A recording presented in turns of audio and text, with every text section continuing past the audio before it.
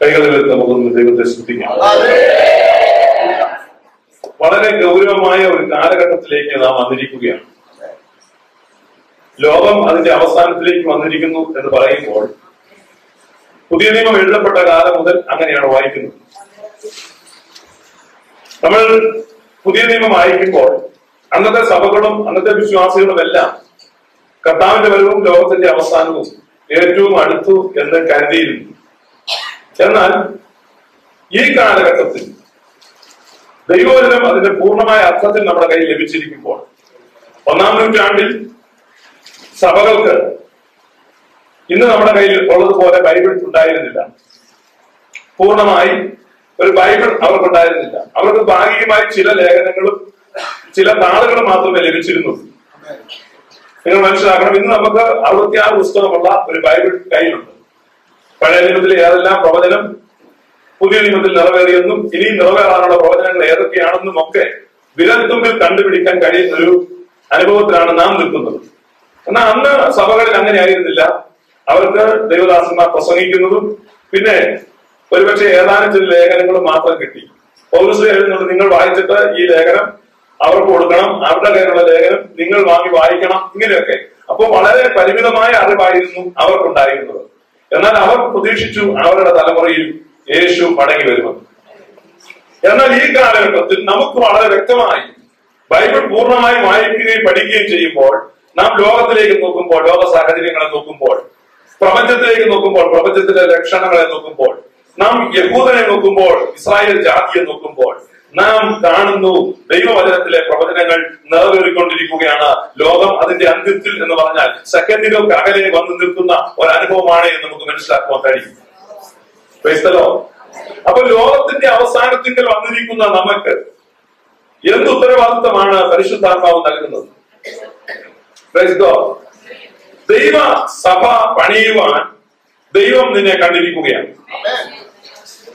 2 രാജ്യങ്ങൾ വ്യക്തമായി ഈ പ്രപഞ്ചത്തിലുണ്ട്. ഒന്ന്, യേശുക്രിസ്തു രാജാവായിരിക്കുന്ന ദൈവരാജ്യവും. 2, സാത്താൻ വാഴുന്ന ഈ ലോകരാജ്യം. നാം നമ്മുടെ ശരീരം കൊണ്ട് ഈ ലോകരാജ്യത്തിലാണ് ജീവിക്കുകയും ചലിക്കുകയും ഇടപെടുകയും ചെയ്യുന്നത്. എന്നാൽ നമ്മൾ ദൈവരാജ്യത്തിന്റെ പൗരന്മാരാണ്. ഞാൻ കഴിഞ്ഞ ആഴ്ചയിൽ ദുബായിലായിരുന്നു. ഞാൻ ദുബായിൽ ഇറങ്ങുമ്പോൾ അവർ വളരെ അധികം ചോദ്യങ്ങൾ ചോദിക്കുകയും കണ്ണ് സ്കാൻ ചെയ്ത് നോക്കുകയും എന്റെ പാസ്പോർട്ട് തിരിച്ചും മറിച്ചും നോക്കുകയും ഒക്കെ ചെയ്തിട്ട് അവരൊരു സീലടിച്ചു. 96 അവേഴ്സ് എനിക്ക് അവിടെ നിൽക്കാൻ പറഞ്ഞു. 96 മണിക്കൂർ. കാരണം വിസയാണ്. അതിന്റെ കാരണം ഞാൻ ആ രാജ്യത്തെ പൗരനല്ല. ഞാൻ ആ രാജ്യത്തോട് സഞ്ചരിച്ചു, ഭക്ഷണം കഴിച്ചു, വിശ്രമിച്ചു, ഉറങ്ങി, എല്ലാ കാര്യങ്ങളും ചെയ്തു. എങ്കിലും എന്റെ അകത്തൊരു ബോധ്യമുണ്ട്, ഞാൻ ആ രാജ്യത്തെ പൗരനല്ല. എന്റെ വിമാനം എപ്പോൾ വേണമെങ്കിലും റെഡിയാകും. അപ്പോൾ ഞാൻ അവിടെ നിന്ന് പോകണം.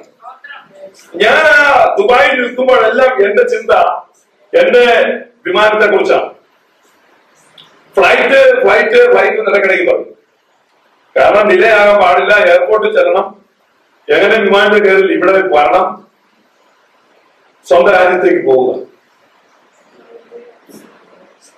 ഈ ഭൂമിയിൽ ജീവിക്കുന്ന ശരിക്കും രക്ഷിക്കപ്പെട്ട, ശരിക്കും വീണ്ടും ജനിച്ച ഒരു ദൈവത്തിന്റെ അകത്ത് ഈ ഭൂമി അവന്റെ സ്വന്തം രാജ്യമല്ല എന്നുള്ളൊരു ചിന്ത കാണും. നിന്റെ അകത്തങ്ങനെ ഒരു ചിന്ത നിന്നെ മതിക്കുന്നില്ലെങ്കിൽ ഖേദപൂർവ്വം പറയട്ടെ, നീ വീണ്ടും ജനിച്ചിട്ടില്ല. വീണ്ടും ജനിച്ചിട്ടുണ്ടെങ്കിൽ നിന്റെ അകത്ത് എപ്പോഴും ഒരു തേങ്ങൽ കാണും. കൈകളിൽ ശ്രദ്ധിക്കാം. ഇറാനിന്ന് ഒരാളെ നമ്മുടെ ബഹുമാനപ്പെട്ട മന്ത്രി എ കെ ആന്റണി വിളിച്ചിട്ട് ഈ ശ്രീഹരിക്കോട്ടയിൽ കൊണ്ടുപോയി ഒരു പ്രത്യേക പേടകത്തിൽ കയറ്റിയിരുത്തി. എന്നിട്ട് ഈ റാന്നിക്കാരൻ സഹോദരനോട് പറയാണ്, നിന്നെ ഞാൻ ചൊവ്വാലോട്ട് വിടുകയാണ്, നീ അവിടെ ചെന്നിട്ട് പറയണം എ കെ ആന്റണിയാണ് ദൈവം. ചൊവ്വയിൽ ആളുകളൊക്കെ ഉണ്ട്. അത് ഇങ്ങനെ തീ കത്തിച്ച് പൊങ്ങി ഇങ്ങനെ പോയി ചൊവ്വയിൽ ചെന്നിറങ്ങി. ചൊവ്വയിൽ തന്നെ വളരെ ഒത്തിരി ആളുകളെ കണ്ടു. ഈ പുള്ളി നിലത്തിറങ്ങി. അപ്പൊ ആളുകളെല്ലാം ഈ പേടത്തിന്റെ ചുറ്റും ഓടിക്കൂടി ആരെ വന്നിരിക്കുന്നത്. അപ്പൊ ഈ പുള്ളി താഴോട്ട് ഇറങ്ങിയിട്ട് പറഞ്ഞു, ഞാനാണ് ദൈവം. അപ്പൊ അവരെല്ലാം വണങ്ങി ഈ പുള്ളിയെ ആരാധിച്ചു. അങ്ങനെ നിൽക്കുമ്പോ ഇവിടെ ശ്രീഹരിക്കോട്ടയിൽ സിഗ്നൽ കിട്ടി. വീഡിയോ ഓഡിയോ ഒക്കെ നോക്കിയപ്പം മന്ത്രി കേട്ടു അവൻ പറയുന്നത് അവനാണ് ദൈവം. അപ്പം മന്ത്രി പറഞ്ഞു, ഒരു കാര്യം ചെയ്യും, അവന്റെ കണക്ഷൻ അങ്ങ് എത്തിയതല്ല. അങ്ങനെ ഭൗമ കേന്ദ്രവുമായിട്ടുള്ള കണക്ഷൻ കട്ടാക്കി കളഞ്ഞു. അപ്പോഴാണ് അവന് കുഴപ്പം മനസ്സിലായത്. പിന്നെ ഒരു കണക്ഷനും ഇല്ല, ഒരു ബന്ധവുമില്ല. അവൻ അവിടെ അനാഥനായി ഒറ്റപ്പെട്ട് നിൽക്കുകയാണ്. അങ്ങനെ നിൽക്കുമ്പോ അവന്റെ ചിന്ത, അവൻ എങ്ങനെ തിരിച്ചു ഭൂമിയിലൊന്ന് ഇറങ്ങണം, റാന്നിയിലൊന്ന് വരണം, കുറച്ച് ചമ്മന്തിയും കഞ്ഞി കുടിക്കണം. എന്റെ അകത്ത് ചിന്തയാണ്. നഷ്ടപ്പെട്ടവനായി ഒരനുഗ്രഹത്തിൽ കിടക്കും. ഞാൻ ഉദാഹരണം പറഞ്ഞ് നിങ്ങൾക്ക് മനസ്സിലാക്കാൻ. അങ്ങനെ ഇരിക്കുമ്പോഴാണ് ഇവൻ ആഗ്രഹിച്ചുകൊണ്ടിരിക്കുകയാണ് എങ്ങനെ ഇവിടെ വരണം. അപ്പോഴാണ് അടുത്ത വേദത്തിൽ ഇവനെ തിരിച്ചു കൊണ്ടാണ് ഒരാളെ. ഞാൻ പറയുന്നത്, നാം നഷ്ടപ്പെട്ടവരും വളരെയേറെ അകന്നു പോയവരും ബന്ധം നഷ്ടപ്പെട്ടവരുമാണ്. നമ്മളെ തിരിച്ച് നമ്മുടെ സ്വസ്ഥാനത്തേക്ക് കൊണ്ടുവരുവാൻ ദൈവം തന്റെ പുത്രനെ അയച്ചു. അവന്റെ സ്വന്തം പുത്രനെ അയച്ചിരിക്കുകയാണ്. ആ സ്വന്തം രാജ്യത്തിലേക്ക് പോകുവാൻ, ആ ചൊവ്വായിൽ നിന്ന് ഒരുത്തൻ ഇവിടേക്ക് വരുവാൻ എത്ര ആഗ്രഹിക്കുന്നുവോ അതുപോലെ ഒരു മാംസം നിന്റെ അകത്ത് തുടിക്കുന്നുണ്ടെങ്കിൽ നീയാണ് വീണ്ടും ജനിച്ച ദൈവമൈതൻ. നിന്റെ അകത്തൊരു മാംസം തുടിക്കുന്നുണ്ടെങ്കിൽ നീയാണ് വീണ്ടും ജനിച്ച ദൈവമൈതൻ. ഇല്ലെങ്കിൽ ഇത് ഒരു കഥയായി മാറും. ഓരോരുത്തരും സ്വയം പരിശോധിക്കും. ഒരു വിദേശ രാജ്യത്ത് താമസിക്കുന്ന അനുഭവം നിങ്ങൾക്കറിയാം. ഞാന് ഒരു 6 മാസം മുമ്പ് കാലിഫോർണിയയിൽ നിന്നൊരു സഹോദരൻ എന്നെ ഫോൺ വിളിച്ചു. രാത്രി ഒരു 12 മണിയായപ്പോ എന്നെ ഫോൺ വിളിച്ചിട്ട് ഞാൻ ഫോൺ എടുത്തപ്പോ പറഞ്ഞു, ശ്രീനിവാസ, എനിക്ക് വേണ്ടി പ്രാർത്ഥിക്കണം, നാളെയാണ് എന്റെ ഓത്ത് എന്ന് പറഞ്ഞാൽ സത്യപ്രതിജ്ഞ എന്ന് പറഞ്ഞാൽ അങ്ങേക്ക് അമേരിക്കൻ പൗരത്വം കിട്ടി, അമേരിക്കൻ സിറ്റിസൺ ആകാൻ പോവാ. അപ്പൊ നാളെ എന്റെ സത്യപ്രതിജ്ഞ പ്രാർത്ഥിക്കണോ? അപ്പൊ ഞാൻ ചോദിച്ചു, എന്തിനാ പ്രാർത്ഥിക്കുന്നത്? അതേപോലെ എനിക്ക് ഒരു സ്വസ്ഥതയും ഇല്ല രാത്രിയിൽ, അതുകൊണ്ടാണ് ഇത്ര ലേറ്റ് ആയിട്ട് ഞാൻ വിളിക്കുന്നത്. ഉറങ്ങാൻ കിടന്നിട്ട് ഉറക്കം വരുന്നില്ല, ആകെ ഒരു പരവേശമോ പ്രയാസമോ. കാരണം ജനിച്ചു വളർന്ന രാജ്യമാണ് ഇന്ത്യ. ഇന്ത്യയുടെ പൗരത്വം പോവാ. നാളെ നേരം വെളുത്ത് 11 മണിയാകുമ്പോ അത് പോകും. കാര്യം നല്ലൊരു പൗരത്വം അമേരിക്കയുടെ അത് കിട്ടുമെങ്കിലും ഇന്ത്യൻ പൗരത്വം പോകുന്ന ഒരു വിഷമം. എന്നോട് പറയാം, എനിക്ക് വേണ്ടി പ്രാർത്ഥിക്കണം. ഞാൻ ഫോണിൽ കൂടെ ഒരു ജനഗണമന പാലിക്കുന്നു. അപ്പൊ അദ്ദേഹം ചോദിച്ചു, ഇതെന്തുവാ ദിവസം ജനഗണമന പറയാം? ഞാൻ പറഞ്ഞു, നീ ഇന്ത്യൻ പൗരത്വം ഉപേക്ഷിച്ചു പോകല്ലേ, അതുകൊണ്ട് ഞാൻ ജനഗണമന ഞങ്ങൾക്ക് പാലിക്കുന്നുണ്ട്. നിനക്ക് അവസാനമായിട്ടൊരു ആദരാഞ്ജലി. പറയാൻ പറഞ്ഞു, അങ്ങനെയല്ല ദിവസം എനിക്ക് ഓരോ സ്വസ്ഥതയിലും എന്തെങ്കിലും ഒന്ന് പറയാൻ പറഞ്ഞു. ഞാൻ വേണം ഞാനൊരു വന്ദേ മാതരവും കൂടെ പാടാം. ഇത് ഈ പൗരത്വം നിന്റെ തലേ വന്ന് വീണതൊന്നുമല്ല. നീ എത്ര ഫോം പൂരിപ്പിച്ച് ബയോമെട്രിക് സിഗ്നേച്ചർ കൊടുത്ത് നീ വിരലടയാളം വെച്ച് സകല ഓഫീസ് വഴി കാറി ഇറങ്ങി പിന്നെ ഫോളോ അപ്പ് ചെയ്ത് വളരെ അധ്വാനിച്ചാണ് ഈ പൗരത്വം മേടിക്കുന്നത്. ഇപ്പൊ നാളെ 11 മണിക്ക് ഓത്താണെന്ന് പറഞ്ഞ് ലെറ്റർ വന്നിരിക്കുക. അപ്പോഴാണ് അവർ ചിന്തിക്കുന്നത്.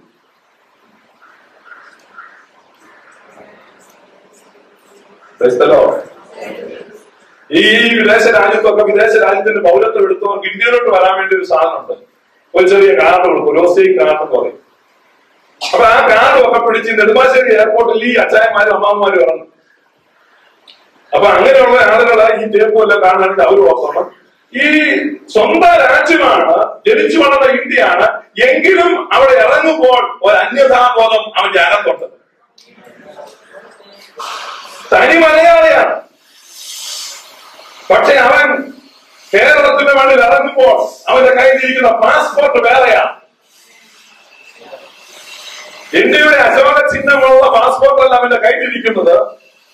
അവന്റെ പാസ്പോർട്ട് വേറെ ആയതുകൊണ്ട് അവന്റെ അകത്തൊരു ട്രെയിനറുണ്ട്. കണ്ടാലൊരു വ്യത്യാസവുമില്ല, മലയാളിയാണ്, നല്ല പച്ച മലയാളമാണ് പറയുന്നത്. തൊലിയുടെ നിറം കൊണ്ട് അറിയാൻ കഴിയത്തില്ല കഴിയത്തില്ല, വേഷവിധാനം കൊണ്ട് അറിയാൻ കഴിയത്തില്ല, സംസാര രീതി കൊണ്ട് അറിയാൻ കഴിയത്തില്ല, ഒരു വ്യത്യാസവുമില്ല. പക്ഷെ അവന്റെ അകത്തൊരു വ്യത്യാസമുണ്ട്, അവന്റെ അകത്തൊരു ചിന്തയുണ്ട്. ഞാൻ ഈ നാട്ടുകാരനുണ്ട്. പരസ്യമായിട്ട് ഒരു കൺവെൻഷൻ വെച്ചാൽ ഇട്ടേപ്പാറ ടൗണിൽ നിന്ന് പ്രസംഗിക്കാൻ പറഞ്ഞാൽ അവനൊരു ചെറിയ പ്രയാസം വരും. എനിക്കില്ല കേട്ടോ, ഞാൻ ഇട്ടേ പോകണ്ട, ഞാൻ എന്നും അങ്ങനെ ആയിരിക്കാൻ ആഗ്രഹിക്കുന്നു.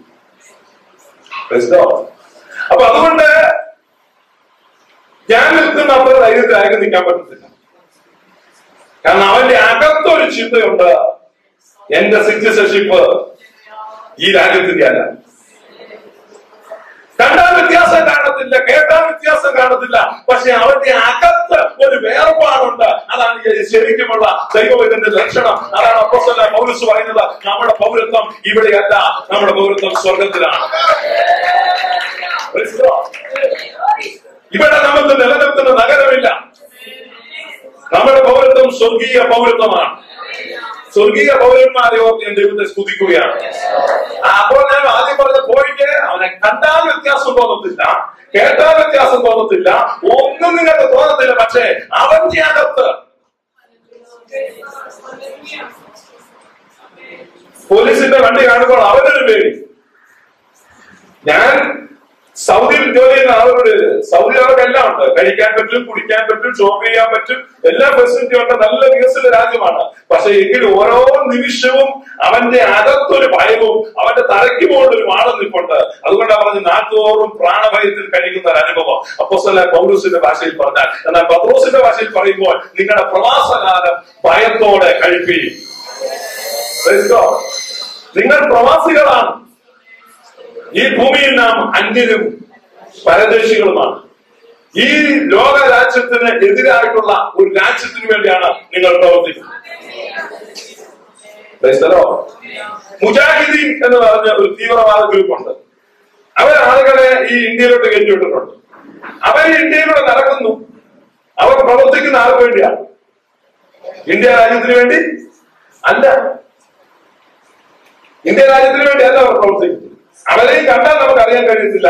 പക്ഷെ അവരുടെ അകത്ത് 24 മണിക്കൂറും അവരെ ഭരിക്കുന്ന ഒരു ചിന്തയുണ്ട്, ഞങ്ങൾ പ്രവർത്തിക്കുന്നത് ഈ രാജ്യത്തിന് വേണ്ടിയല്ല, ഞങ്ങൾ ജീവിക്കുന്നത് ഈ രാജ്യത്താണെങ്കിലും ഈ രാജ്യത്തിന് വേണ്ടിയല്ല ഞങ്ങൾ പ്രവർത്തിക്കുന്നത്. അതുപോലെ ഈ ഭൂമിയിൽ ജീവിക്കുന്ന ഓരോ ദൈവവേദനും ഈ ഭൂമിയിലുള്ള എന്ത് കണ്ടാലും, എന്ത് സംവിധാനങ്ങൾ കണ്ടാലും, എന്ത് ഫെസിലിറ്റി കണ്ടാലും അതിൽ ഉപയോഗിക്കാം, അതിൽ ജീവിക്കാം, അതിൽ അനുഭവിക്കാം. എന്നാൽ അതെല്ലാം ചെയ്യുമ്പോഴും ഇതിന്റെ അകത്തൊരു ചിന്ത ഭരിക്കണം, ഇതിനെതിരായിട്ട് നീതി വസിക്കുന്ന ഒരു ദൈവരാജ്യം സ്ഥാപിക്കാൻ ദൈവം എന്നെ നിയോഗിച്ചിരിക്കുകയാണ്.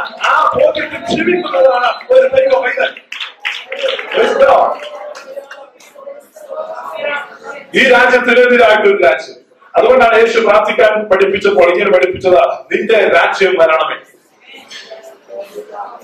എങ്ങനെയാ പ്രാർത്ഥന നടത്തുന്നത്? സ്വർഗസ്ഥനായ ഞങ്ങളുടെ പിതാവേ, നിന്റെ നാമം പൂജിതമാണ്. നിന്റെ പെന്തക്കോസ്ത് ഹോളിൽ ചെന്ന് ഈ സ്വർഗസ്ഥനായ പിതാവേ എന്ന പ്രാർത്ഥന ചോദിച്ചാൽ ഒറ്റ ഒരാൾ കൃത്യമായി തെറ്റുകൂടാതെ പറയത്തില്ല. എനിക്കറിയത്തില്ല അതെന്തുകൊണ്ടാണ്. ഒരാൾ വഴി പറയാം. അപ്പൊ നിന്റെ രാജ്യം വരണമേ എന്ന് പറഞ്ഞാൽ ഈ ലോക രാജ്യത്തിനെതിരായാണ് പ്രാർത്ഥിക്കാൻ യേശു പഠിപ്പിച്ചത്. ഈ ലോകത്തുള്ള സകല സംവിധാനങ്ങൾക്കുമെതിരായി, ഈ ലോകത്ത് അനീതി വാഴുന്ന ഈ ലോകത്ത്, സാത്താൻ വാഴുന്ന ഈ ലോകത്ത് നീ ജീവിക്കുമ്പോൾ അതിനെ മാറ്റിയിട്ട് പുതിയൊരു ലോകത്തെ സ്ഥാപിക്കുവാൻ നിന്നെ അയച്ചിരിക്കുകയാണ്. നീ ആ ലോകരാജ്യത്തിന്റെ അംബാസഡർമാരാണ്, വേറെ ഒരു രാജ്യത്തിന്റെ പോരാളികളാണ്, വേറെ ഒരു രാജ്യത്തിന്റെ സൈന്യത്തിന്റെ അംഗമാണ്. ആ രാജ്യത്തു നിന്നാണ് നിനക്ക് സഹായം വരുന്നത്. ആ രാജ്യത്തിനാണ് നിനക്ക് വേണ്ടി എല്ലാ ഒത്താശകളും വരുന്നത്. കാരണം നിന്നെ ഇവിടെ നിർത്തിയിരിക്കുന്നത് ആ രാജ്യത്തിന് വേണ്ടി പ്രവർത്തിക്കാനാണ്. ഞാനൊരു നെഗറ്റീവ് ഉദാഹരണമാണ് പറഞ്ഞത്, അത് നിങ്ങൾക്ക് കാര്യം മനസ്സിലാകാനാണ്. നെഗറ്റീവ് ഉദാഹരണമാണ് പറഞ്ഞത്. തീവ്രവാദികളെ ഇന്ത്യയിൽ വിട്ടിട്ട് ഇന്ത്യക്കെതിരായി പ്രവർത്തിപ്പിക്കുന്നത് പോലെ നിന്നെ ഈ ലോകരാജ്യത്ത് ദൈവം നിർത്തിയിരിക്കുന്നത് ദൈവരാജ്യത്തിന്റെ പ്രതിനിധിയായി ഈ ലോകരാജ്യത്തെ മാറ്റുവാൻ, പ്രവർത്തിക്കുവാൻ, അതിനുവേണ്ടിയാണ് നിർത്തിയിരിക്കുന്നത്. അപ്പോൾ ഈ മുജാഹിദിന്റെ ആള് ഇവിടെ വന്നു കഴിഞ്ഞാൽ ഇവിടെ ഒരു വെള്ളയൊക്കെ ഇഷ്ടപ്പെട്ട കല്യാണമൊക്കെ കഴിച്ച് കപ്പ കൃഷിയൊക്കെ ചെയ്ത് ഇവിടെ അങ്ങ് ജീവിച്ചാണെന്ന് ഇവനൊരു ചെറിയ സാധനം കൊടുത്തു വിട്ടിട്ടുണ്ട്. അതല്ല മെസ്സേജ് പാകിസ്ഥാനിൽ വരുന്നത്. അതിനനുസരിച്ച് ഇവൻ റെസ്പോണ്ട് ചെയ്യണം. ഗോശ്രീ ഭാരതത്തിന്റെ കീഴെ കൊണ്ട് ബോംബ് വെക്കണമെന്നായിരിക്കും മെസ്സേജ് വരുന്നത്. അപ്പൊ ഇവൻ കൊച്ചിനെ LKG ചേർക്കാൻ പോവാ. അപ്പൊ ഇങ്ങനെ റെസ്പോണ്ട് ചെയ്യുമ്പോൾ റെസ്പോണ്ട് ചെയ്യാത്ത ഈ തീവ്രവാദിയെ വേറെ തീവ്രവാദികളെ വിട്ട് എന്ത് ചെയ്യാം? ഛേദിച്ചു കളയും. അങ്ങനെ ഛേദിക്കപ്പെടാതിരിക്കാൻ നാം ദൈവരാജ്യത്തിന്റെ വിശ്വസ്ത പൗരന്മാരായി നാളുകളായി പരിശുദ്ധാത്മാവ് നിനക്ക് മെസ്സേജ് തന്നുകൊണ്ടിരിക്കുകയാണ്. സൗന്ദര്യത്തിന്റെ പൂർണ്ണതയായിരിക്കുന്ന, സൗന്ദര്യത്തിന്റെ പരമപൂർണ്ണതയായിരിക്കുന്ന സിയോനിൽ നിന്ന് ദൈവം നിന്നെ വിളിച്ചുകൊണ്ടിരിക്കുകയാണ്. ദൈവം രാവും പകലും വിളിച്ചുകൊണ്ടിരിക്കുകയാണ്. ദൈവത്തിന്റെ ആഹ്വാനം നിന്റെ കാതുകളിൽ വന്ന് വീണുകൊണ്ടിരിക്കുകയാണ്. ഈ പകൽ ആരെ പ്രതികരിക്കും? നീ ഇവിടെ നിലനിൽക്കുന്ന നഗരമില്ല. ഈ ലോകരാജ്യം അസ്തമിക്കാൻ പോവുകയാണ്. നിത്യതയും അടിസ്ഥാനമുള്ളതും സ്ഥിരതയുള്ളതുമായ ഒരു രാജ്യം വരാൻ പോവുകയാണ്. അബ്രഹാം, ഇസ്ഹാക്കിനോട് യാക്കോബിനോട് കൂടെ കൂടാരങ്ങളിൽ പാർത്തുകൊണ്ട് ദൈവം ശില്പിയായി നിർമ്മിച്ചതും അടിസ്ഥാനങ്ങളുള്ള നഗരത്തിന് വേണ്ടി കാത്തിരുന്നുവെങ്കിൽ ആ നഗരത്തിന് വേണ്ടി കാത്തിരിക്കുവാൻ, ആ നഗരത്തിന് വേണ്ടി പ്രവർത്തിക്കുവാൻ ദൈവം അതിനാണ് നിന്നെ തെരഞ്ഞെടുത്തിരിക്കുന്നത്.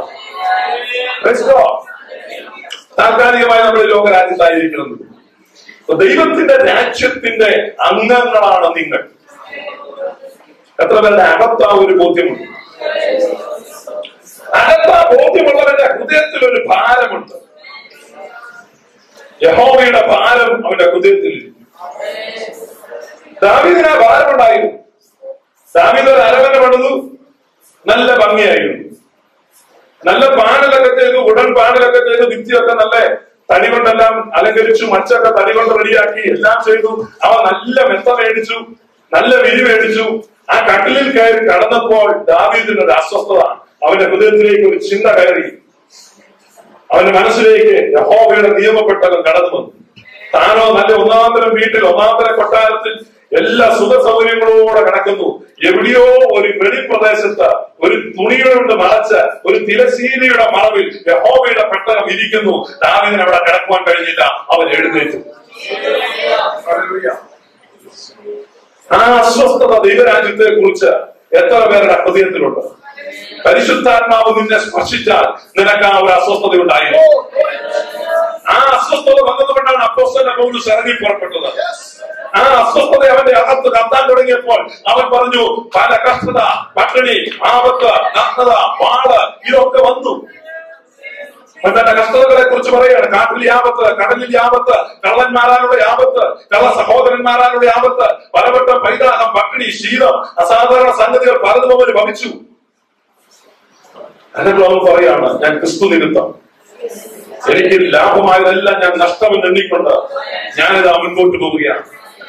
പ്രിയമുള്ളവരെ, ആ പൗലോസ് എഴുന്നേറ്റ് വരുന്ന ഒരു ശോഭിത സുപ്രഭാതത്തിൽ എഴുന്നേറ്റ് വന്ന് നിൽക്കുവാനാണ് ദൈവം നിന്നെ കണ്ടിരിക്കുന്നത്.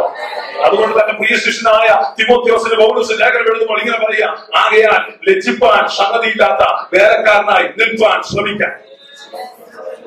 അതിന്റെ അർത്ഥം വ്യക്തമാണ്. ചില ആളുകൾ ലജ്ജിച്ചു പോകും, ചില വേലക്കാർ ലജ്ജിച്ചു പോകും. ഇന്ന് പകൽ തീരുമാനമെടുക്കണം, ഞാൻ ലജ്ജിപ്പാൻ സംഗതിയില്ലാത്ത ഒരു വേലക്കാരനായി നിൽക്കും. ലജ്ജിപ്പാൻ സംഗതിയില്ലാത്ത ഒരു വേലക്കാരനായി നിൽക്കും. പരിശുദ്ധാത്മാവിനാൽ ഞാൻ നിറയപ്പെടും. അപ്പൊ ദൈവരാജ്യത്തിന്റെ പ്രവൃത്തി എങ്ങനെ ചെയ്യണം എന്ന് പറയാൻ അല്പസമയം ഞാൻ ചിന്തിക്കുന്നു. ദൈവരാജ്യത്തിന്റെ പ്രവൃത്തി ദൈവത്തിന്റെ വ്യവസ്ഥ പ്രകാരം ചെയ്യണം. ദൈവരാജ്യത്തിന്റെ പ്രവൃത്തി ചെയ്യുവാൻ പരിശുദ്ധാത്മാവിന്റെ ശക്തി വേണം. പല രീതിയിലാണ് പ്രവർത്തിക്കുന്നത്. ഞാൻ പറയുന്നത്, ഒന്ന് സമ്പത്ത്, ധനം; രണ്ട് ജ്ഞാനം, വിദ്യാഭ്യാസം; മൂന്ന് കായിക ശക്തി, രാഷ്ട്രീയ സ്വാധീനം, സംഘടനാ വൈഭവം. ഈ മൂന്ന് കാര്യങ്ങളിലും ദൈവത്തിന് പ്രസാദമില്ല. ഇന്ന് ലോകത്ത് ദൈവസഭ പണിയുവാൻ ആളുകൾ പരിശ്രമിക്കുന്നത് ഈ മൂന്ന് ഘടകങ്ങളെ ഉപയോഗിച്ചുകൊണ്ടാണ്. പണം ഉപയോഗിച്ച് സഭ പണിയുന്നു. അപ്പൊ അവരെപ്പോഴും പറയും, കോൺസെൻട്രേറ്റ് ചെയ്തുകൊണ്ടിരിക്കും, പണമാണ് പ്രധാനം, പണം കൊണ്ടാണ് പണിയേണ്ടത്. വേറെ ചില ആളുകൾ പറയും, പണമല്ല പ്രധാനം, വിദ്യാഭ്യാസമാണ്. ജ്ഞാനം സമ്പാദിക്കുക, ഉന്നത ഡിഗ്രികൾ സമ്പാദിക്കുക. അങ്ങനെയുള്ള ജ്ഞാനത്താൽ പണിയുന്നു. മൂന്നാമത് കുറെ ആളുകൾ സംഘടനാ വൈഭവം കൊണ്ട്, രാഷ്ട്രീയ ശക്തി കൊണ്ട് പണിയുന്നു. എന്നാൽ ധനത്താലും ശക്തിയാലും ജ്ഞാനത്താലുമല്ല ദൈവസഭ പണിയേണ്ടത്. ദൈവസഭ പണിയേണ്ടത് പരിശുദ്ധാത്മാവിന്റെ കൃപാവരങ്ങളിലാണ്. യഥാർത്ഥ ദൈവസഭ പരിശുദ്ധാത്മാവിന്റെ കൃപാവരങ്ങളിൽ പണിയപ്പെടേണ്ടതാണ്. പരിശുദ്ധാത്മാവിന്റെ കൃപാവരങ്ങളിൽ പണിയപ്പെടാത്തതൊന്നും ദൈവസഭയല്ല. അപ്പൊ നമ്മളെ ആള് കൂടിയല്ലോ, നല്ല ആളുള്ള ഒരു കൂട്ടമാണ്. നല്ല ആളുള്ള ഒരു കൂട്ടമാണെന്നത് കൊണ്ട് അത് ദൈവത്തിന്റെ സഭയാകണമെന്ന് നിർബന്ധമില്ല. നല്ല അച്ചടക്കമുള്ളത് കൊണ്ട് അത് ദൈവത്തിന്റെ സഭയാകണമെന്ന് നിർബന്ധമില്ല. നിങ്ങൾ RSSകാരുടെ യോഗം കണ്ടിട്ടുണ്ടാവും. എത്ര അച്ചടക്കമാണ് അവർ ഇരിക്കുന്ന കണ്ടാൽ നിങ്ങൾക്ക് ഒരടകം. നല്ല കൃത്യമായ അളവിൽ കൃത്യമായ അകലത്തിൽ അവരങ്ങോട്ട് ഇരിക്കുന്ന കണ്ടാൽ എനിക്ക് വലിയ ഇഷ്ടം അവർ ഇരിക്കുന്നത് മാർച്ച് ചെയ്യുന്നൊക്കെ കാണാം. പക്ഷെ നമ്മളാ ദൈവസഭ എന്ന് വിളിക്കുന്നു. SNDP യോഗത്തിൽ ആളുകളും കൊണ്ട് വളരുന്നുണ്ട്. അപ്പൊ ഒരു സംഘടന വളരുന്നതോ കുറെ ആള് കൂടുന്നതോ അല്ല കാര്യം. പരിശുദ്ധാത്മാവിന്റെ കൃപാവരങ്ങളിൽ, പരിശുദ്ധാത്മാവിന്റെ കൃപാവരങ്ങളിൽ ഒരു സഭ മുന്നോട്ട് നീങ്ങുമ്പോൾ മാത്രമേ അത് ദൈവസഭയാകുന്നുള്ളൂ. പരിശുദ്ധാത്മാവിന്റെ കൃപാവരങ്ങൾ ജ്വലിക്കാത്തതൊന്നും ദൈവസഭയല്ല.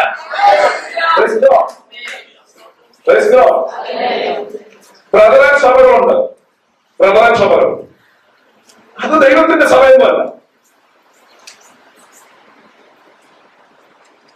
ഇൻഫർമേഷന്റെ അടിസ്ഥാനത്തിലാണ് അവർ പ്രവർത്തിക്കുന്നത്.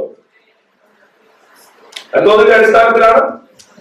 ഇൻഫർമേഷൻ. അവർക്ക് ബിബ്ലിക്കൽ ഇൻഫർമേഷൻ ഉണ്ട്, കുറച്ച് അറിവുണ്ട് അവർക്ക്. യേശു ക്രിസ്തു എന്ന് ജനിച്ചു, യേശു ക്രിസ്തു അങ്ങനെ ജനിച്ചു. പഴയ നിയമത്തിൽ ഏതെല്ലാം പ്രവചനമുണ്ടായിരുന്നു, പുതിയ നിയമത്തിൽ പൗലോസ് എന്ന് എഴുതി. വെളിപ്പാട് പുസ്തകത്തിൽ എത്ര കാഹളമുണ്ട്, എത്ര മുദ്രയുണ്ട്, എത്ര കുതിരയുണ്ട്. നിർഭാഗ്യവശാൽ പെന്തക്കോസ്ത് സഭകളിൽ ബ്രദറൻ ഇൻവേഷൻ നടന്നുകൊണ്ടിരിക്കുകയാണ്. പെന്തക്കോസ്ത് സഭയ്ക്കകത്ത് ബ്രദറുകാരിപ്പുണ്ട്, എന്നാൽ ബ്രദറൻ സഭയ്ക്കകത്ത് പെന്തക്കോസ്തുകാരില്ല. ബ്രദറൻ സഭ ഇപ്പോൾ വളരുന്നത് അതെല്ലാം വംശനാശം വരാൻ പോവാ ബ്രദറുകാർക്ക് കേരളത്തിൽ. പക്ഷെ അപ്പോൾ അവരെന്ത് ചെയ്യാണ്? പാരാസൈറ്റ് ആയിട്ട് പെന്തക്കോസ്ത് സഭയ്ക്കകത്ത് വളരുകയാണ്. പെന്തക്കോസ്തുകാരുടെ ഇടയിൽ ഇന്ന് ജ്ഞാനത്തിനുള്ള താല്പര്യം, വലിയ പഠനഗ്രന്ഥങ്ങൾ പഠിക്കുക, വലിയ വലിയ കാര്യങ്ങൾ പഠിക്കുക, PhD എടുക്കുക, തിസീസ് സമർപ്പിക്കുക, അങ്ങനെ തിസീസ് സമർപ്പിച്ച് അവരെ പ്രശംസിക്കുക, അവരെ ഉയർത്തുക. ജ്ഞാനത്താൽ പണിയേണ്ടതല്ല ദൈവസഭ. സമ്പത്ത് കൊണ്ട് പണിയേണ്ടതല്ല ദൈവസഭ. ശക്തി കൊണ്ട് പണിയേണ്ടതല്ല ദൈവസഭ. സൈന്യത്താലുമല്ല, ശക്തിയാലുമല്ല, യഹോവയുടെ ആത്മാവിനാൽ പണിതെടുക്കേണ്ടതാണത്. ദൈവത്തിന്റെ ആത്മാവിന്റെ ശക്തിയാൽ പണിയേണ്ടതാണ് ദൈവത്തിന്റെ സഭ. ഞാൻ പറഞ്ഞത് ഈ ബ്രദറുകാരനകത്ത് ഇരിപ്പുണ്ട് പെന്തക്കോസ്ത് സഭയ്ക്കകത്ത്. ഒരൊറ്റ സഭയേ ഉള്ളൂ ദൈവത്തിന്റെ ഹൃദയപ്രകാരമുള്ള സഭ. ഒരൊറ്റ കൂട്ടർ മാത്രമേ ഉള്ളൂ ദൈവത്തിന്റെ ഹൃദയപ്രകാരമുള്ള കൂട്ടം. അനേക ആളുകൾ പറയുന്നു അവരെ അക്സെപ്റ്റ് ചെയ്യാം, ഇവരെ അക്സെപ്റ്റ് ചെയ്യാം, മാർത്തോമക്കാരെ അക്സെപ്റ്റ് ചെയ്യാം, യാക്കോബായക്കാരെ അക്സെപ്റ്റ് ചെയ്യാം. അങ്ങനെ അക്സെപ്റ്റ് ചെയ്യാൻ പാടില്ല. ശരി ഒന്ന് മാത്രമേ ഉള്ളൂ, 1000 ശരിയില്ല. 4 4 8 അത് മാത്രമാണ് ശരി. 9 10 11 12 അടക്കം 100 കണക്കിന് തെറ്റുകളുണ്ട്. പക്ഷെ ശരി ഒന്ന് മാത്രമേ ഉള്ളൂ. 4 4 8 8 കാലല്ല. പരിശുദ്ധാത്മാവിന്റെ ശക്തിയിൽ നിറഞ്ഞു നിൽക്കുന്ന സഭയാണ് ദൈവത്തിന്റെ സഭ. പരിശുദ്ധാത്മാവിന്റെ ശക്തിയിൽ നിറഞ്ഞു നിൽക്കുന്ന സഭ. ഇന്ന് പെന്തക്കോസ്ത് സഭകളിൽ ഭൂരിപക്ഷവും ബ്രദറുകാരായിരിക്കുന്നു. അന്യഭാഷകൾ പ്രാപിക്കാത്തവർ. എന്നെ സംബന്ധിച്ചാണെങ്കിൽ വളരെ വേദനയുണ്ട്. ഞാൻ കഴിഞ്ഞ പ്രാവശ്യം ഇവിടെ ഈ കേരളത്തിൽ വന്ന സമയത്ത് ഒരു മീറ്റിംഗിൽ ഒരു സഹോദരൻ എന്റെ അടുത്ത് പ്രാർത്ഥിക്കുന്നു. ആ സഹോദരി പറഞ്ഞ IELTS എഴുതി പാസ്സാകാൻ വേണ്ടി 9 പ്രാവശ്യം എഴുതിയിട്ടും ആഗ്രഹിച്ച സ്കോർ കിട്ടിയില്ല. അപ്പൊ 10ാമത്തെ പ്രാവശ്യം എഴുതാൻ പോകാൻ ഒരുങ്ങുകയാണ്. അപ്പോൾ പ്രാർത്ഥിക്കുന്നു. അപ്പൊ അതിനുവേണ്ടി ആഗ്രഹിക്കുക, തീവ്രമായിട്ട് പരിശ്രമിക്കുക. ഇവിടെ സ്നാനപ്പെട്ടു സഭയ്ക്കകത്ത് വന്നു, പരിശുദ്ധാത്മാഭിഷേകം കിട്ടിയില്ല, എന്ത് ചെയ്തു? അപ്പോൾ നോക്കുമ്പോ പല ആളുകൾക്ക് അഭിഷേകം ഇല്ലാത്തവരുണ്ട്, ആ കൂടെ ഇരുന്നു. അന്യഭാഷ പറയുന്ന ആരെങ്കിലും അവരെന്ന് കളിയാക്കി. പിശാചിന്റെ തോളിൽ കൈയിട്ടിരിക്കാൻ നീ ഓർക്കണം. നിനക്കൊരു ചുംബനം തന്നത് നിത്യനാശത്തിലേക്ക് നിന്നെ കൊണ്ടുപോകും.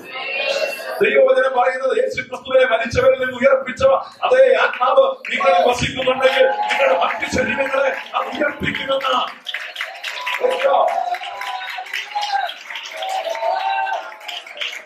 പരിശുദ്ധാത്മാഭിഷേകം പ്രാപിക്കാത്ത ഒറ്റ വ്യക്തി ഉയർത്തെഴുന്നേൽക്കത്തില്ല.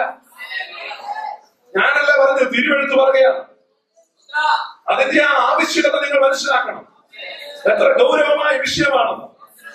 വെള്ളത്തിൽ ഒന്ന് നനഞ്ഞു കയറി ഏതെങ്കിലും സഭയ്ക്കകത്ത് വന്ന് ഇരിപ്പിടങ്ങൾക്ക് ചൂട് കൊടുക്കുന്ന കോൺട്രാക്ട് എടുത്ത്, ചില ആളുകളല്ല കസേര ചൂടാക്കാന്ന് കോൺട്രാക്ട് എടുത്തിരിക്കുക, ആഴ്ച 2 നേരം കസേര ചൂടാക്കി പോവാം.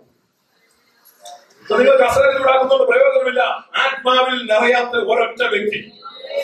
റോമാലേഖനം 8-ാം അധ്യായം പറയുന്നു, ആ ആത്മാവ് നിന്നിൽ വസിക്കുന്നെങ്കിൽ നീ ഉയർക്കും. അന്യഭാഷ അടയാളത്തോടുകൂടെ പരിശുദ്ധാത്മാവ് വന്നില്ല. അങ്ങനെ പറയുന്നത് എല്ലാവർക്കും ആണോ? ഇത് എല്ലാവർക്കും ആണോ? പരിശുദ്ധാത്മ അഭിഷേകം എല്ലാവർക്കും ആണോ? എല്ലാവർക്കും അല്ലെന്നാണ് പറയുന്നത്. ഞാൻ വിശ്വസിക്കുന്നത് എല്ലാവർക്കും. രക്ഷ എല്ലാവർക്കുമാണോ?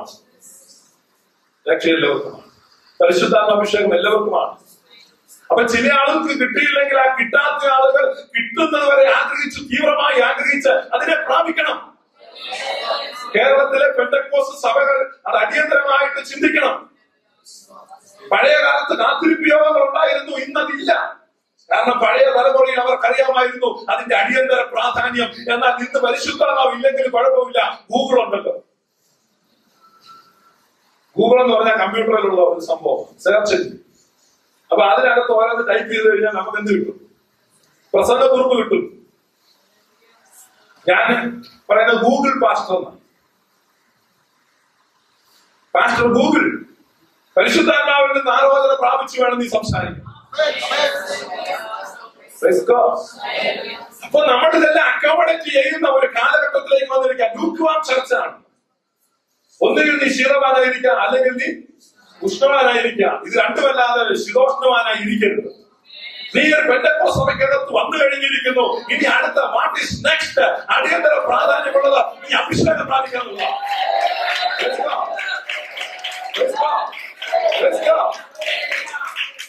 പ്രാപിക്കാൻ സാധ്യതയില്ലെന്ന് നീ തന്നെ നിന്നെ കുറിച്ച് വിലയിരുത്തിയാൽ പ്ലീസ് ഗെറ്റ് ഔട്ട്. അന്യഭാഷ അടയാളത്തോടുകൂടെ പരിശുദ്ധാത്മാവിന്റെ അഭിഷേകമില്ലാത്ത ഒരുത്തരും പെന്തക്കോസ്തുകാരൻ അല്ല. പെന്തക്കോസ്തിന്റെ ശക്തി ഇത് ഭക്തിയുടെ ബാഹ്യരൂപം അതേപടി നിലനിർത്തിക്കൊണ്ട് അതിന്റെ ആന്തരിക ചൈതന്യം നിഷേധിക്കുന്ന മനുഷ്യർ അന്ത്യകാലത്ത് നൂഴ്ന്നു കയറി വരും. അതാണ് പറഞ്ഞ ബ്രദർ ഇൻവേഷൻ. അവർ നൂഴ്ന്നു കടന്നിരിക്കുകയാണ്. ഭക്തിയുടെ ഭാഗ്യരൂപം അതേപടിയുണ്ട്, പക്ഷെ അതിന്റെ ആന്തരിക ചൈതന്യമായിരിക്കുന്ന ആത്മാവിന്റെ കത്തുന്ന ശക്തി അകത്തില്ലാത്തത് കൊണ്ട് അവർ നൂഴ്ന്നു കടന്നവരാണ്. അവർ ഒന്നുകിൽ അഭിഷേകം പ്രാപിക്കണം, അന്യഭാഷകളിൽ നിറയണം, അല്ലെങ്കിൽ സഭയിൽ നിന്ന് പോകണം. അപ്പൊ ആളുകളോ അതൊന്നും സാരമില്ല, ഇതൊന്നും എല്ലാവരും ഒന്ന് പറയും. അന്യഭാഷയിൽ വിശ്വസിച്ചാൽ മതി. അന്യഭാഷ ഉണ്ടെന്ന് വിശ്വസിച്ചാൽ അന്യഭാഷ നിനക്ക് കിട്ടും. IELTS എഴുതാൻ 9 പ്രാവശ്യം തോറ്റിട്ടും അതെല്ലാവർക്കും ഉള്ളതല്ല എന്ന് കരുതി എഴുത്തു നിർത്താൻ ആ ആൾ തയ്യാറായില്ല. 10ാമത് എഴുതാൻ പോവാ. സ്നാനപ്പെട്ടു, എന്ത് ചെയ്തു? അന്യഭാഷയ്ക്ക് വേണ്ടി ഒന്നും കാത്തിരുന്നില്ല, വാഞ്ചിച്ചില്ല, ചോദിച്ചില്ല. ഒരു കാര്യം യേശു കർത്താവ് പറഞ്ഞു, ചോദിപ്പീ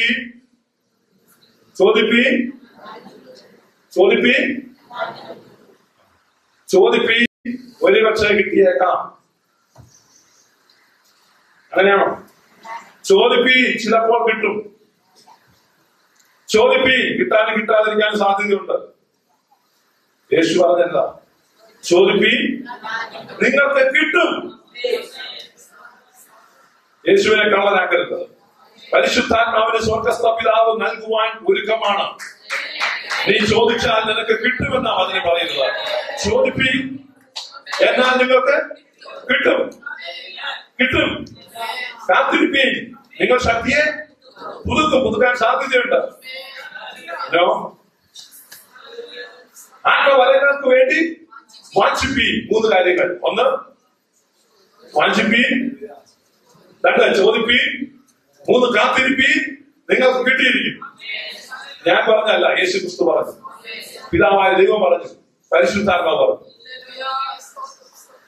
ഒരുപോലെ ഇന്ന് പകൽ പരിശുദ്ധാത്മാവ് ദൈവവചനം നിന്നോട് പറയുന്നു, നീ ചോദിച്ചാൽ നിനക്ക് കിട്ടും. യാക്കോബ് അപ്പോസ്തലൻ പറഞ്ഞു, you have not because you ask not. യാക്കോബ് പറഞ്ഞു, ചോദിക്കാത്തത് കൊണ്ട് നിങ്ങൾക്ക് ലഭിക്കുന്നില്ല, ചോദിക്കാത്തത് കൊണ്ട് നിങ്ങൾക്ക് കിട്ടുന്നില്ല. എത്ര പേർ ചോദിച്ചു? അപ്പൊ ഇതിന് പ്രാധാന്യമില്ല. ഇതൊന്നും ഇല്ലെങ്കിൽ നമുക്ക് ഈ ആൾക്കൂട്ടത്തിൽ എങ്ങനെയാണ് കയറി അങ്ങനെയൊന്ന് പോകാം. അങ്ങനെ പോകുവാനല്ല, പരിശുദ്ധാത്മ ശക്തിയിൽ 2 രാജ്യങ്ങൾ തമ്മിലുള്ള യുദ്ധമാണ് നടക്കുന്നത്. 2 രാജ്യങ്ങൾ തമ്മിൽ. അതിന് ഗൗരവം അറിയാൻ പാടില്ലാതെ ഇതിനകത്ത് നിൽക്കാതെ പരിശുദ്ധാത്മാവിനെ പ്രാപിക്കുക. ചോദ്യം ഇതാണ്, ചില ശിഷ്യന്മാരെ കണ്ടപ്പോൾ ചോദിക്കുന്നത് എന്നതാ? ശിഷ്യന്മാരെ കണ്ടപ്പോൾ ചോദിക്കുന്നത് എന്നാ ചോദിക്കുന്നത്? നമ്മളാണ് ഒരു ആളെ കാണുമ്പോൾ എന്നാ ചോദിക്കുന്നത്? നമ്മൾ ഒരു വേറെ വിശ്വാസത്തെ കണ്ടു, ആ വിശ്വാസത്തെ കണ്ട് കൈ കൊടുത്തിട്ടാണ് ചോദിക്കുന്നത്. എന്തെല്ലാം ക്ഷേമങ്ങളാണ് നമ്മൾ ചോദിക്കുന്നത്. പക്ഷെ 1-ാം നൂറ്റാണ്ടിൽ അങ്ങനെയല്ല ചോദ്യം. കണ്ടു കഴിഞ്ഞാൽ കൈ കൊടുത്ത അടുത്ത ചോദ്യം, വിശ്വസിച്ചിട്ട് പരിശുദ്ധാത്മാവിനെ പ്രാപിച്ചു. നിങ്ങളുടെ ജീവിതത്തിൽ എത്ര പേർ നമ്മൾ ചോദിച്ചിട്ടുണ്ട്? ഇന്ന് ഈ മീറ്റിംഗ് ഇവിടുന്ന് ഡിസ്മിസ് ചെയ്യുമ്പോ നിങ്ങൾ ഓരോരുത്തരോട് ചോദിക്കണം, വിശ്വസിച്ചിട്ട് പരിശുദ്ധാത്മാവിനെ പ്രാപിച്ചോ? അത് കള്ളന്മാരെ ചികഞ്ഞ് പുറത്തു ചാടിക്കാനുള്ള 1-ാം നൂറ്റാണ്ടിന്റെ ചോദ്യമാണ്. കള്ളന്മാരെ കുത്തിച്ചാടിക്കാനുള്ള കടാര മുനിയാണ്. നീ ഞങ്ങളുടെ കൂട്ടത്തിലുള്ളതാണോ വേറെയാണോ എന്നറിയാൻ. നീ പരിശുദ്ധാത്മാവിനെ പ്രാപിച്ചോ? നീ നല്ലപോലെ ചിരിച്ചു കാണിച്ചോ എന്നുള്ളതല്ല വിഷയം. പാസ്റ്റർക്ക് മീൻകറി വെച്ച് ഊണ് കൊടുത്തോ എന്നുള്ള വിഷയം. ഇതൊക്കെ കൊടുക്കുന്നുണ്ട്. പക്ഷെ നീ പരിശുദ്ധാത്മാവിനെ പ്രാപിച്ചോ എന്നുള്ള എന്റെ ചോദ്യം. വിശ്വസിച്ചിട്ട് പരിശുദ്ധാത്മാവിനെ പ്രാപിച്ചോ? വിശ്വസിച്ചോ എന്നൊക്കെ പറയുന്നുണ്ടല്ലോ. വിശ്വസിച്ചാൽ അടുത്ത സ്റ്റെപ്പ് ഇതാണ്, പരിശുദ്ധാത്മാവിനെ പ്രാപിക്കുക. വിശ്വസിച്ചിട്ട് പരിശുദ്ധാത്മാവിനെ പ്രാപിച്ചുവോ? പരിശുദ്ധാത്മാവിന്റെ കൃപാവരങ്ങളിലാണ് ദൈവസഭ ചരിക്കേണ്ടത്. ഇത് ദൈവം നിനക്ക് തരും. ബൈബിളിലേക്ക് നോക്കുമ്പോൾ, പുതിയ നിയമത്തിലേക്ക് നോക്കുമ്പോൾ കൃപാവരങ്ങളൊക്കെയാണ്. പരിശുദ്ധാത്മാവിന്റെ കൃപാവരങ്ങൾ അത് നമ്മൾ കാണുന്ന കൊരിന്ത്യർ ലേഖനം 12-ാം അധ്യായത്തിലാണ്. 1 കൊരിന്ത്യർ 12 പരിശുദ്ധാത്മാവിന്റെ കൃപാവരങ്ങളൊക്കെയാണ്. ഇത് നമ്മൾ പെന്തക്കോസ്തുകാർ എടുത്തെടുത്ത് പറയും. ഞാൻ പെന്തക്കോസ്തുകാരനാണ്, ഞാൻ അത് വളരെ സന്തോഷിക്കുന്നു, അഭിമാനിക്കുന്നു. അപ്പോ പരിശുദ്ധാത്മാവിന്റെ കൃപാവരങ്ങളെ പറ്റി നമ്മൾ എടുത്തു പറയുമ്പോൾ ബ്രദറുകാര് പറയും വേറെ പല പല കൃപാവരങ്ങൾ ഉണ്ട്, നിങ്ങൾ അത് തന്നെ എടുത്ത് പറയുന്നു. വേറെ കൃപാവരങ്ങളുണ്ട്. റോമാലേഖനം 12 കൃപാവരങ്ങളുണ്ട്. അത് പിതാവായ ദൈവത്തിന്റെ കൃപാവരങ്ങൾ. എഫേസ്യ ലേഖനത്തിൽ കൃപാവരങ്ങളുണ്ട്. അത് കർത്താവായ യേശു ക്രിസ്തുവിന്റെ കൃപാവരങ്ങൾ. എന്നാൽ കൊരിന്ത്യർ ലേഖനത്തിലെ കൃപാവരങ്ങൾ പരിശുദ്ധാത്മാവിന്റെ കൃപാവരങ്ങൾ. പുതിയ നിയമത്തിൽ അങ്ങനെ 77 കൃപാവരങ്ങൾ. ഏതൊക്കെയാണ്? റോമാലേഖനത്തിൽ ദൈവത്തിന്റെ കൃപാവരങ്ങൾ, എഫേസ്യ ലേഖനത്തിൽ യേശുവിന്റെ കൃപാവരങ്ങൾ, കൊരിന്ത്യർ ലേഖനത്തിൽ പരിശുദ്ധാത്മാവിന്റെ കൃപാവരങ്ങൾ. പരിശുദ്ധാത്മാവിന്റെ കൃപാവരങ്ങൾ 9 എണ്ണം. 9 കൃപാവരങ്ങൾ. ഈ 9 കൃപാവരങ്ങൾ ഏതൊക്കെയാണ്? 9 കൃപാവരങ്ങൾ. ഒന്നാമത്തെ കൃപാവരം അന്യഭാഷകൾ. രണ്ടാമത്തെ കൃപാവരം അന്യഭാഷകളുടെ വ്യാഖ്യാനം. മൂന്നാമത്തെ കൃപാവരം പ്രവചനം. ആദ്യത്തെ ഗ്രൂപ്പ് അത് വാച്യ വരങ്ങളാണ്. വായ കൊണ്ട് ശബ്ദമായി വരുന്ന വരങ്ങൾ അന്യഭാഷകൾ. അന്യഭാഷകൾ പരിശുദ്ധാത്മാവ് വരുമ്പോൾ എല്ലാവർക്കും കിട്ടുന്നതാണ്. ചില ആളുകൾ അന്യഭാഷ ഇല്ലെന്നാ പറയും. അപ്പൊ നമ്മളെ ചില ആളുകൾ ഉപദേശിക്കും, ഈ പരിശുദ്ധാത്മാവ് വന്നാൽ അന്യഭാഷ പറയണമെന്ന് നിർബന്ധമൊന്നും ഇല്ല. അത് എന്നെ നോക്കാം, എനിക്ക് പരിശുദ്ധാത്മാവ് വന്നല്ലോ, ഞാൻ ഇതുവരെയും അന്യഭാഷ പറഞ്ഞിട്ടില്ല. ഭൂമിയിൽ ജനിക്കുന്ന എല്ലാ കുഞ്ഞുങ്ങളും സംസാരിക്കണം നിർബന്ധമുണ്ടോ? നിർബന്ധമുണ്ടോ? ചില കുഞ്ഞുങ്ങൾ എന്ത് ചെയ്യാറില്ല, സംസാരിക്കാറില്ല. അപ്പൊ ദൈവരാജ്യത്തിൽ വീണ്ടും ജനിച്ച് പരിശുദ്ധാത്മാവിനെ പ്രാപിച്ചു എന്ന് നിങ്ങൾ പറയുന്ന നിങ്ങൾ സംസാരിക്കുന്നില്ലെങ്കിൽ എനിക്ക് കുഴപ്പമില്ല, സംസാരിക്കേണ്ട. പക്ഷെ നിങ്ങൾ ആത്മീയ ഊമയാണ്.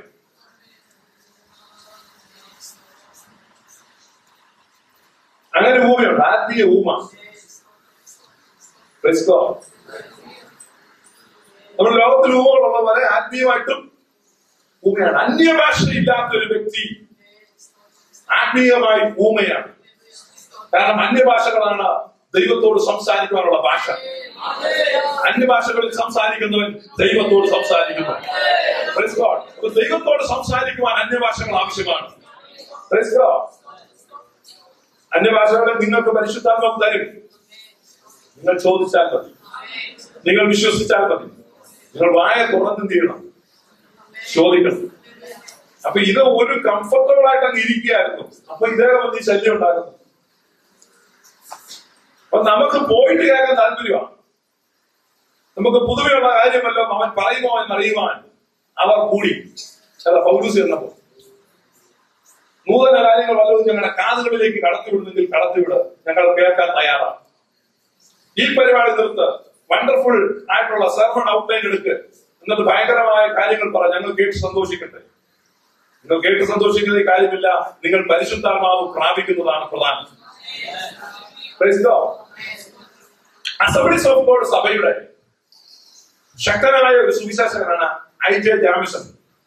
കഴിഞ്ഞ നൂറ്റാണ്ടിൽ ജീവിച്ചു മരിച്ച ആ ദൈവകൃത്യ തന്റെ ജീവചരിത്രം വായിക്കുമ്പോൾ നാം ഇങ്ങനെ കാണുന്നു. അദ്ദേഹം ഒരു പ്രസ്ബിറ്റേറിയൻ സഭയിലെ ശുശ്രൂഷകനായിരുന്നു.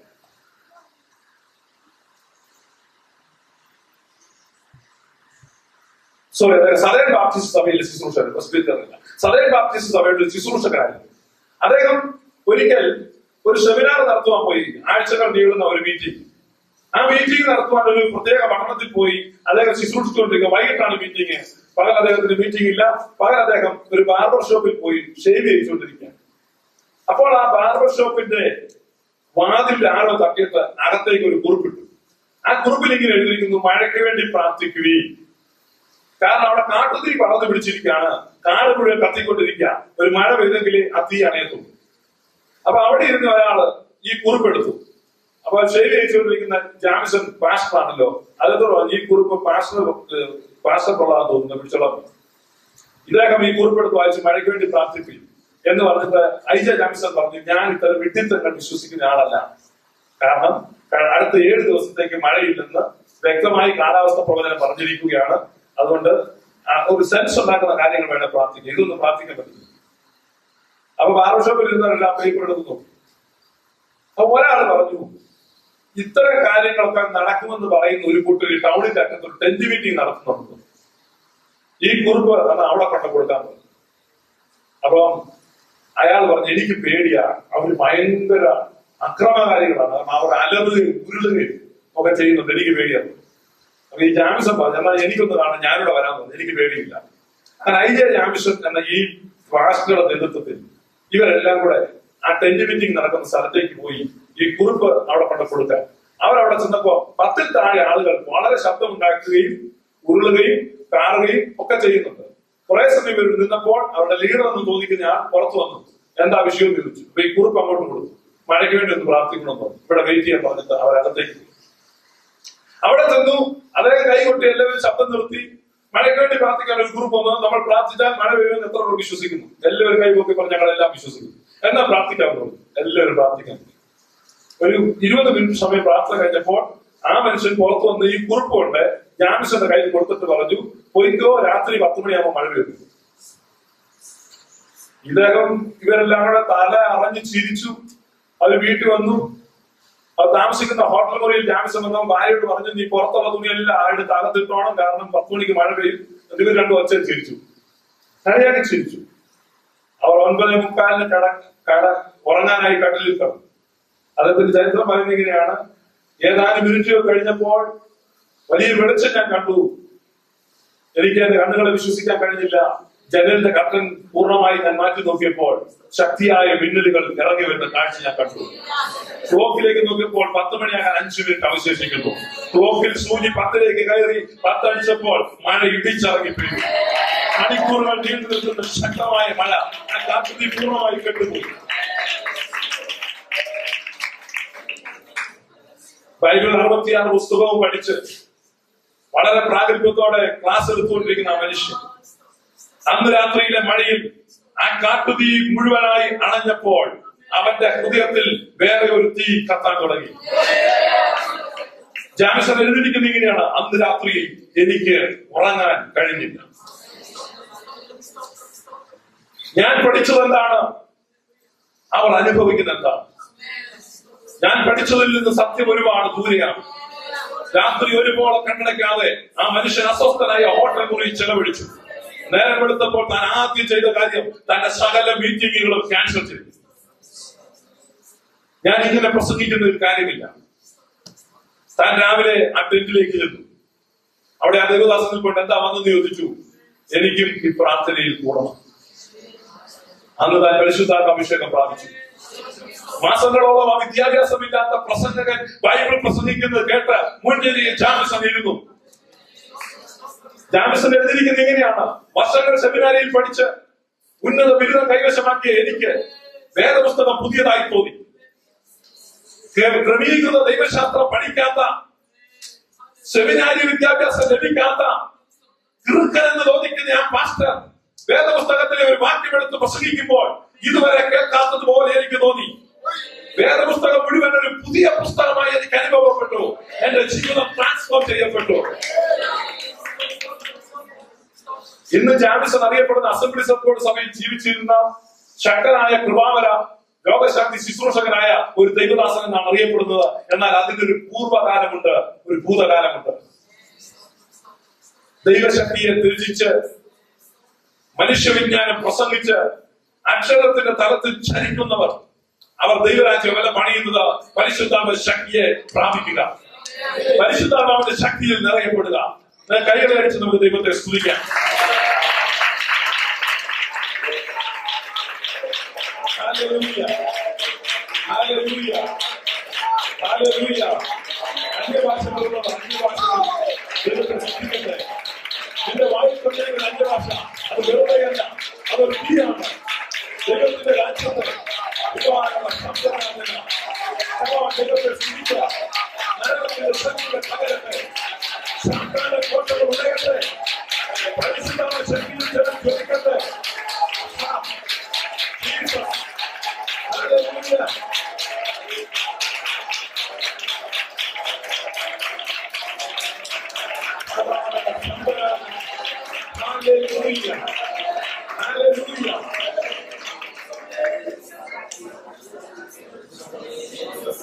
പരിശുദ്ധാത്മാവിന്റെ ശക്തി കിട്ടുകഥ പറയുകയാണല്ലോ ഞാൻ വിളിക്കുന്നത്. നാം ഇത് മറന്നു പോകണമെന്ന് പിശാച് ആഗ്രഹിക്കുന്നു. നീ ഇതിന് പ്രാധാന്യം കൊടുക്കരുതെന്ന് ശത്രു ആഗ്രഹിക്കുന്നു. അതിന് പകരം പലതും കൊണ്ടുവരുന്നു. പരിശുദ്ധാത്മാവിന്റെ ശക്തിക്ക് പകരമാകില്ല ഒന്നും. പ്രസംഗ കുറിപ്പുകൾ പരിശുദ്ധാത്മാവിന് പകരമാകത്തില്ല. ഞാൻ വീണ്ടും പറയാം, പ്രസംഗ കുറിപ്പുകൾ പരിശുദ്ധാത്മാവിന് പകരമാകത്തില്ല. സംഘടനാ വൈഭവം പരിശുദ്ധാത്മാവിന് പകരമാകത്തില്ല. ഇൻഫർമേഷൻ പരിശുദ്ധാത്മാവിന് പകരമാകത്തില്ല. ഞാനൊരു കാര്യം പറയും, ഇൻഫർമേഷനെ ചെയ്യേണ്ടതല്ല ദൈവരാജ്യത്തിന്റെ ശുശ്രൂഷ. ഇൻഫർമേഷന് ചെയ്യേണ്ടതാണെങ്കിൽ ഫസ്റ്റ് ഹാൻഡ് ഇൻഫർമേഷൻ ഉണ്ടായിരുന്നവരാ ശിഷ്യന്മാർ. നിങ്ങൾക്കറിയാമോ, യേശു ക്രിസ്തു ഉയർത്തെഴുന്നേറ്റു എന്നതാണ് പ്രസംഗ വിഷയം. അതൊന്ന് പറഞ്ഞാൽ മതി എന്നാണ് ഒരു ബ്രദറുകാരൻ എന്നോട് പറഞ്ഞത്. ഞാൻ ഇങ്ങനെ പറയുമ്പോൾ നിങ്ങൾ ക്ഷമിക്കണം, ഞാൻ വേറും ഒരു മോശം ആളാണല്ലോ ഇത്ര കഠിനമായി പറയുന്നത് എന്ന് നിങ്ങൾ ചിന്തിക്കരുത്. കാരണം ഞാൻ ഈ ബ്രദറന്മാരെ കൊണ്ട് തോറ്റു, അതുകൊണ്ടാണ് ഞാൻ പറയുന്നത്. എനിക്കറിയാം ഇവിടെ ടേപ്പ് ചെയ്യുന്നുണ്ട് ഈ പ്രസംഗം, നാളെ 100 പേര് കാണും. I just don't care. കാരണം ബ്രദറിലെ ഏറ്റവും വലിയ ഉപദേശം ഞാൻ ഇങ്ങോട്ട് വിളിക്കുകയാണ്. നമുക്ക് ഒരു മേശയുടെ അപ്പുറം ഇപ്പുറം ഇരുന്ന് ബൈബിൾ വെച്ച് പറയാം, പരിശുദ്ധാത്മാഭിഷേകവും അന്യഭാഷയും ഉണ്ടെന്ന് ഞാൻ കാണിക്കാം. നിങ്ങൾ ജനത്തെ തെറ്റിക്കുകയാണ്. ശരിക്കും പറഞ്ഞാൽ നിങ്ങൾ യേശുക്രിസ്തുവിന്റെ ശത്രുക്കളാണ്, ദൈവരാജ്യത്തിന്റെ ശത്രുക്കളാണ്. ദൈവരാജ്യം പണിയേണ്ടത് പരിശുദ്ധാത്മാവിലാണ്. ഞാൻ പറയാൻ നിങ്ങൾ ശ്രദ്ധിക്കുക. കർത്താവായ യേശുക്രിസ്തു ഉയർത്തു എന്നങ്ങ് പ്രസംഗിച്ചാൽ മതി, അതാണ് സുവിശേഷം എന്നാണ് എന്നോട് ആൾ പറഞ്ഞത്. ഞാൻ പറഞ്ഞു നോ, അതല്ല സുവിശേഷം. അങ്ങനെയാണെങ്കിൽ യേശുക്രിസ്തു ഉയർത്തിട്ട് 40 ദിവസം യേശുവിനെ നിരന്തരമായി നേരിട്ട് കണ്ടവരാണ് ശിഷ്യന്മാർ. ഒരുവന് വിലാപ്പുറത്ത് കൈയിടാൻ അവസരം കിട്ടി. അവർക്കെല്ലാം ഉയർത്തെഴുന്നേറ്റ ശേഷം അവനൊരു മീൻ പിടിച്ചു കൊടുത്തു, പിന്നെ മീൻ വറുത്തു കൊടുത്തു, കൈ ഉയർത്തി അനുഗ്രഹിച്ചു. ഇതെല്ലാം ചെയ്തിട്ടും യേശു പറഞ്ഞു, മക്കളെ ഇതൊന്നും പോരാ സുവിശേഷം വേല ചെയ്യാൻ.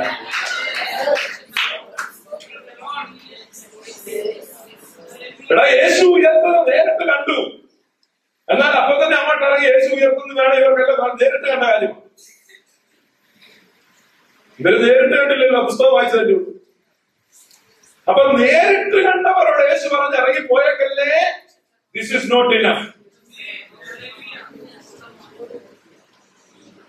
ഉയർത്തത് ഞങ്ങൾ കണ്ടതല്ലേ? കണ്ടതാ, പക്ഷേ നീ ചിലത് നിനക്ക് കുറവുണ്ട്.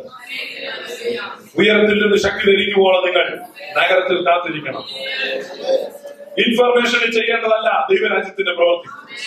യേശു ഉയർത്തും നേരിട്ട് കണ്ടിട്ട് പോലും യേശു പറഞ്ഞു, നിങ്ങൾ പോകരുത്, പരിശുദ്ധാത്മ അഭിഷേകം പ്രാപിക്കണം. 10 ദിവസം അവർ കാത്തിരുന്നു. നിങ്ങൾ എത്ര ദിവസം കാത്തിരുന്നു? That is my question. ഇന്നിവിടെ ഇരിക്കുന്നവരോടും ഇനി ഒരുപക്ഷെ ഈ ടേപ്പ് കേൾക്കാൻ സാധ്യതയുള്ളവരോടും എന്നെ കേൾക്കുന്ന നിങ്ങളിൽ ആരെങ്കിലും പരിശുദ്ധാത്മ അഭിഷേകം പ്രാപിക്കാതെ കേവലം ഒഴിവ് കഴിവുകളും എക്സ്ക്യൂസുകളും പറഞ്ഞുകൊണ്ട് അതെല്ലാവർക്കും ഉള്ളതല്ലെന്നും ദൈവം എനിക്കത് തന്നില്ലെന്നും അത് കിട്ടാനുള്ള വിശുദ്ധി എനിക്കില്ലെന്നും ഞാൻ യോഗ്യനല്ലെന്നും ഇങ്ങനെയൊക്കെ പറഞ്ഞുകൊണ്ടിരിക്കുന്നവരോട് എനിക്കൊരൊറ്റ ചോദ്യമാണ്. യേശുവിന്റെ സ്വന്തം ശിഷ്യന്മാർ ഈ അനുഭവം കിട്ടാൻ 10 ദിവസം കാത്തിരുന്നെങ്കിൽ നീ എത്ര നാൾ കാത്തിരുന്നു?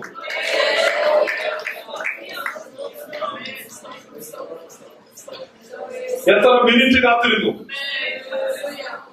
കാത്തിരിക്കാതെ നീ പറയുകയാണ് ഇത് എനിക്കുള്ളതല്ല, ഇതെല്ലാവർക്കും ഉള്ളതല്ല. എന്നാൽ ഇതെല്ലാവർക്കും ഉള്ളതാണ്.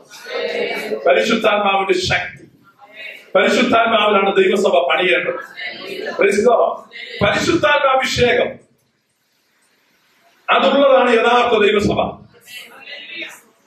അതില്ലാത്തത് യഥാർത്ഥ ദൈവസഭയല്ല.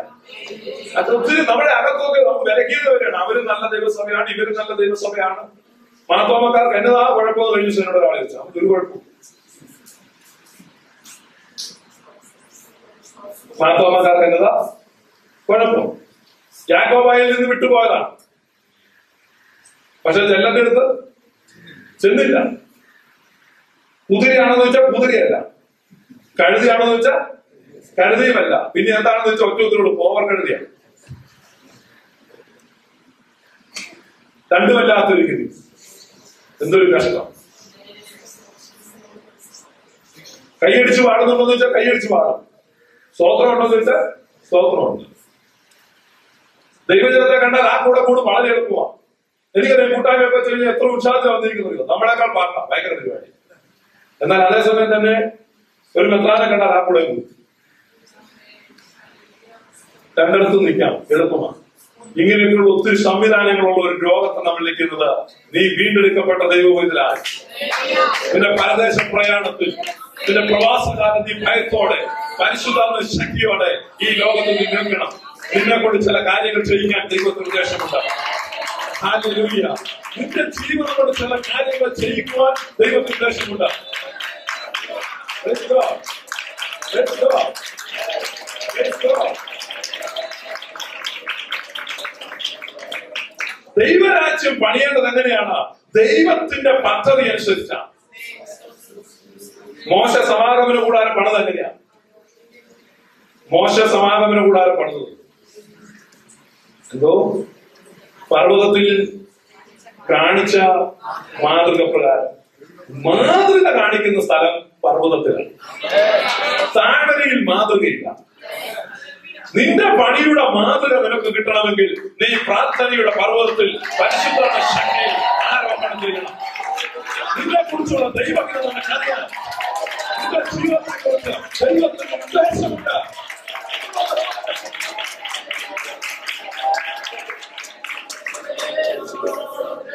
പ്രാർത്ഥനയുടെ പർവ്വതത്തിലേക്ക് പരിശുദ്ധാത്മ ശക്തി ശക്തിയിൽ നീ കയറി ചെല്ലുമ്പോൾ നിന്റെ ജീവിതത്തെ കുറിച്ചുള്ള ഒരു മാതൃക ദൈവം നിന്റെ ജീവിതത്തിന്റെ എന്റെ കരങ്ങളിലേക്ക് തരും. ആ മാതൃക പ്രകാരം നീ പണിതാൽ അനുഗ്രഹമായി തീരും. നിനക്കൊരു പണി അവശേഷിക്കുന്നുണ്ട്, പക്ഷെ നീ ഊഹത്തിലെ പണിതുകൊണ്ടിരിക്കുക. പരിശുദ്ധാത്മ ശക്തിയില്ലാത്ത വ്യക്തിയുടെ സുവിശേഷ വേല ഊരിലുള്ള ഒരു മുറിയിൽ അന്ധനായ ഒരു മനുഷ്യൻ കറുത്ത നിറത്തിലുള്ള ഒരു പൂച്ചയെ തപ്പുന്ന പോലെയാണ്.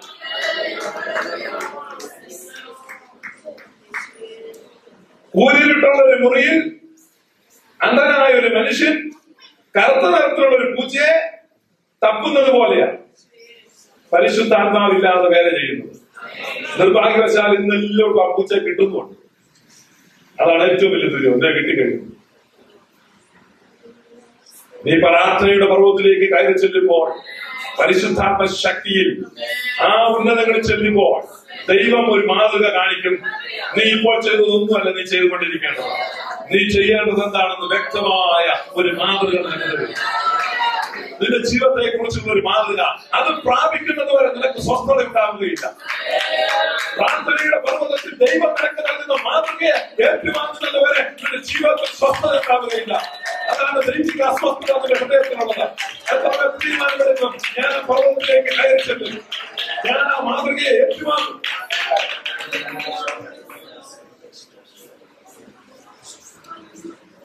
യെരൂശലേം ദേവാലയം പണിയാൻ സമയത്ത് ശലോമോന് ദാവീദെല്ലാം കൊടുത്തു മാതൃക. ദാവീദ് പ്രാർത്ഥനയിൽ ഉയർന്ന ദൈവത്തിൽ നിന്ന് സകല മാതൃകയും ഉപകരണങ്ങളുടെയും പാത്രങ്ങളുടെയും വരെ മാതൃക വാങ്ങി. നമുക്കുള്ള മാതൃക നാം ദൈവത്തിൽ നിന്ന് പ്രാപിക്കും. നമുക്കുള്ള മാതൃക വേറൊരാളുടെ മാതൃകയല്ല, വേറൊരാൾ ചെയ്ത വേറെ ചെയ്യുവാനല്ല. പരിശുദ്ധാത്മ ശക്തിയിൽ ദൈവത്തിൽ നിന്നൊരു മാതൃക പ്രാപിച്ച് ആ വേലയെ ചെയ്യുവാൻ ദൈവം ഇതിനെ കുറിച്ച് ആഗ്രഹിക്കുന്നു. ദൈവമാണ് മാസ്റ്റർ. വലിയൊരു ബിൽഡിംഗ് പണിയുന്ന സ്ഥലത്ത് ഓരോരുത്തരും ചെയ്യേണ്ട കാര്യമുണ്ട്. അതിന്റെ മാസ്റ്റർ പറയുന്നത് പോലെ ചെയ്യണം. നമുക്കിഷ്ടമുള്ളത് ചെയ്താൽ പോരാ. ഒരാൾ ചെയ്യുന്നത് നമ്മൾ പോയി ചെയ്യരുത്. നമ്മൾ അവിടെ ചെന്നിട്ട് ആ സൂപ്പർവൈസർ അല്ലെങ്കിൽ ആ എഞ്ചിനീയർ നമ്മളോട് പറയുന്ന കാര്യം ചെയ്യുന്നു.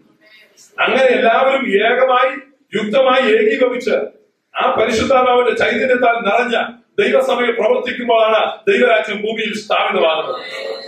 അതുകൊണ്ട് ദൈവരാജ്യത്തിന് വേണ്ടി പ്രവർത്തിക്കുന്നവർ എന്ത് ചെയ്യണം? സുവിശേഷ വേല ചെയ്യാൻ ആഗ്രഹിക്കുന്നു, സുവിശേഷ വേല ചെയ്യണം. നാം ദൈവരാജ്യത്തിന്റെ അംഗമാണ്, ദൈവത്തിന്റെ സൈന്യത്തിൽ ചേർന്നിരിക്കുന്നു. അടുത്തതായിട്ട് എന്താ ചെയ്യേണ്ടത്? അടുത്തതായി ചെയ്യേണ്ടത് ഞാൻ എന്താണ് ചെയ്യേണ്ടതെന്ന് മനസ്സിലാക്കുക. പുതുതായി സൈന്യത്തിൽ ചേർന്നു, അല്ലെങ്കിൽ ഒരു ജോലിക്ക് ചേർന്നു. ജോലിക്ക് ചേർന്ന വ്യക്തി ആദ്യമായിട്ട് ചോദിക്കുന്നത് എന്താണ് എന്റെ ജോലി, ഞാൻ എന്താണ് ചെയ്യേണ്ടത്? നമ്മൾ അവിടെ എന്തെങ്കിലും പോയി ചെയ്താൽ മതി. നിങ്ങൾക്ക് സർക്കാർ ഓഫീസിൽ ഒരു ജോലി കിട്ടി, കളക്ടറേറ്റ് ജോലി കിട്ടി, അല്ലെങ്കിൽ താലൂക്ക് ഓഫീസ് ജോലി കിട്ടി, താലൂക്ക് ഓഫീസറോട് രാവിലെ ചെല്ലുക, ഏതെങ്കിലും കസേര കയറിയിരിക്കുക, ഫയലൊക്കെ എടുത്ത് എന്തെങ്കിലും എഴുതുക, അങ്ങനെയാണ്. പക്ഷെ ഇന്ന് ദൈവരാജ്യത്തിൽ സംഭവിക്കുന്നതാണ്. ഒരാൾ ദൈവരാജ്യത്തിലേക്ക് വന്നു കഴിയുമ്പോൾ എന്തെങ്കിലുമൊക്കെ ചെയ്യുക. അങ്ങനെ എന്തെങ്കിലും ചെയ്യുവാനല്ല, ദൈവം നിനക്ക് ഒരു മാതൃക തരും. അത് പരിശുദ്ധാത്മാവിനെ പ്രാപിക്കുമ്പോഴാണ് തരുന്നത്. അല്ലാതെ ചെയ്യുന്നതെല്ലാം മാനുഷിക പ്രവർത്തനങ്ങളാണ്. മാനുഷിക പ്രവർത്തനങ്ങൾ കൊണ്ട് ചെയ്യേണ്ടതല്ല ദൈവരാജ്യത്തിന്റെ സ്ഥാപനം. ദൈവരാജ്യം സ്ഥാപിക്കേണ്ടത് പരിശുദ്ധാത്മാവിന്റെ ശക്തിയിലാണ്. അപ്പൊ പരിശുദ്ധാത്മാവ് വരുമ്പോൾ നാം അന്യഭാഷകൾ സംസാരിക്കും. ഞാൻ അന്യഭാഷകളിൽ സംസാരിച്ചത് 1993 മെയ് മാസം 1-ാം തീയതി. ഞാൻ ഞങ്ങളുടെ വീടിന്റെ അടുത്തുള്ള ഒരു കുന്നിപ്പുറത്ത് കയറിയിരിക്കുക, വെറുതെ ഇരിക്കുകയാണ്. വൈകുന്നേര സമയമാണ്. ഞാൻ ആകാശത്തെയൊക്കെ നോക്കി കിളികളെയൊക്കെ കണ്ടുകൊണ്ടിരിക്കുന്നു. ഞാൻ തന്നെ പറഞ്ഞു എത്ര ഭംഗിയാണ് എന്നൊക്കെ പറഞ്ഞുകൊണ്ടിരിക്കുമ്പോൾ ഒരു ഇളം ചൂട് കാറ്റ് എന്റെ മുഖത്തൂടെ എന്നെ തഴുകി കടന്നു. ആ സെക്കൻഡിൽ ഞാൻ അന്യഭാഷകൾ പറയാൻ എനിക്ക് മനസ്സിലായില്ല എന്താണ് എനിക്ക് സംഭവിച്ചത്. ഞാൻ നിയന്ത്രിക്കാൻ ശ്രമിച്ചിട്ട് നിയന്ത്രിക്കാൻ കഴിയാത്ത വിധം ഞാൻ അന്യഭാഷകൾ പറഞ്ഞുകൊണ്ടിരുന്നു. സൂര്യൻ അസ്തമിച്ചു, ഇരുട്ടി വ്യാപരിച്ചു. അവിടെയെല്ലാം പുല്ല് വളർന്നു നിൽക്കുകയാണ്. ആ പുല്ലിനിടയിൽ ഞാൻ ഇരുന്ന് പറഞ്ഞുകൊണ്ടിരുന്നു. കുറച്ചു കഴിഞ്ഞപ്പോൾ ഞാൻ കരയുവാൻ തുടങ്ങി. എന്തിനാണ് കരയുന്നത് എനിക്ക് മനസ്സിലായില്ല. എന്റെ അകത്ത് ഒരു ചിന്ത, ഞാൻ പാപിയാണ്. ഞാൻ ഉച്ചത്തിൽ പൊട്ടി പൊട്ടി കരഞ്ഞു. കുറേ സമയം കഴിഞ്ഞ് 2 മണിക്കൂറോളം കഴിഞ്ഞപ്പോൾ ഞാൻ എന്നെ തന്നെ നിയന്ത്രിച്ച് ആ കുന്നിന് മുകളിൽ താഴേക്ക് ഇറങ്ങി വന്നപ്പോ എനിക്ക് പരിചയമുള്ള ഒരാൾ എതിർവശത്തോട് വരുന്നുണ്ട്. ഞാൻ അദ്ദേഹത്തോട് ചോദിച്ചു, എന്നാണ് ചേട്ടാ വിശേഷം എന്ന് ഞങ്ങൾ കോട്ടയംകാരുടെ ഭാഷയിൽ ചോദിച്ചു. പക്ഷെ വായിക്ക് വന്നത് ഏതാണ്ട് കന്യഭാഷയാണ്. അപ്പൊ അദ്ദേഹം എന്നോട് ചോദിച്ചു, കള്ളു കുടിച്ചിട്ട് വരികയാണെന്ന് ചോദിച്ചു. ഞാൻ അപ്പുറം ഒരു ഷാപ്പൊക്കെ എനിക്ക് വലിയ വിഷമായി. ഞാൻ അയാൾ പോയി കഴിഞ്ഞ് ഞാൻ അങ്ങോട്ട് മാറിയിട്ട് ചുമ്മാ ഓരോ കാര്യങ്ങളൊക്കെ പറയാൻ ഒന്നും പറയാൻ പറ്റില്ല. അന്യഭാഷകളൊന്നും ഇല്ല. ഞാൻ ചെറുതായ അന്യഭാഷകൾ പറഞ്ഞ് വീട്ടിൽ ചെന്നു. അമ്മ എന്നോട് കഞ്ഞി വേണമെന്ന് ചോദിച്ചു. ഞാൻ വേണ്ട എന്ന് പറഞ്ഞില്ല, കാരണം വേണ്ട എന്ന് പറഞ്ഞാൽ വേറെ വല്ലതും വരും. അതുകൊണ്ട് ഞാൻ എന്ന് വെച്ചിട്ട് കട്ടിലിൽ കയറി കമന്നതാണ്. എനിക്കറിയത്തില്ലായിരുന്നു ഇത് അന്യഭാഷ വന്നിരിക്കും. പരിശുദ്ധാത്മാവ് എന്നെ അഭിഷേകം ഇതൊന്നും എനിക്കറിയാം. പക്ഷെ ആ കട്ടിലിൽ കിടന്നുകൊണ്ട് ഞാൻ തീരുമാനിച്ചു, ഞാൻ കർത്താവിന്റെ വേല ചെയ്യാൻ തയ്യാറാണ്. എന്ത് ചെയ്യണമെന്ന് എന്നോട് പറയാം. ഞാൻ അങ്ങനെ കമിഴ്ന്ന് കിടന്ന് ആ കട്ടിലിൽ കിടന്നു തുടങ്ങി. പിന്നെയും അന്യഭാഷകൾ വന്നപ്പോൾ ഞാൻ തലയുടെ എടുത്ത് എന്റെ വായിക്കകത്ത് വെച്ചു. അങ്ങനെ ഞാനിത് വലിയ അനുഭവം ഞാൻ പറയുന്നത് ഇതാരെങ്കിലും ചെണ്ട പൊട്ടി ഇളക്കി കൊണ്ടുവരുന്നതല്ല. ചില ആളുകൾ പറയുന്നുണ്ട് തമ്മടിച്ച് ഹിസ്റ്റീരിയ വരുമ്പോൾ പറയുന്നത് ഞാൻ തമ്മടിച്ചില്ല, ഒന്നും വന്നില്ല, ഞാൻ ചുമ്മാ അവിടെ ഇരിക്കുക. ഒരു ഡ്രമ്മ് പൊട്ടി വരുത്തുന്നതോ ചെണ്ട പൊട്ടി ഇറക്കുന്നതോ ഒന്നുമല്ല. പരിശുദ്ധാത്മാവ് തൊടുമ്പോൾ നീ സംസാരിക്കും. പരിശുദ്ധാത്മാവ് വന്നാൽ അന്യഭാഷകൾ പറയും. പരിശുദ്ധാത്മാവ് വന്നാൽ അന്യഭാഷകൾ പറയും. വന്നത് പരിശുദ്ധാത്മാവാണെങ്കിൽ പരിശുദ്ധാത്മാവ് സംസാരിച്ചാൽ അത് അന്യഭാഷകളിലായിരിക്കും. അന്യഭാഷകളിൽ സംസാരിക്കുന്നവൻ ദൈവത്തോടൊക്കെ സംസാരിക്കണം. ഹല്ലേലൂയ. അന്യഭാഷകളിൽ സംസാരിക്കുന്നവൻ ദൈവത്തോടൊക്കെ സംസാരിക്കും. നീ നിസാര കാര്യമല്ല ചെയ്യുന്നത്, വളരെ ശ്രേഷ്ഠമാണ്. ഈ കൃപാവനം വളരെ വിലയേറിയതാണ്.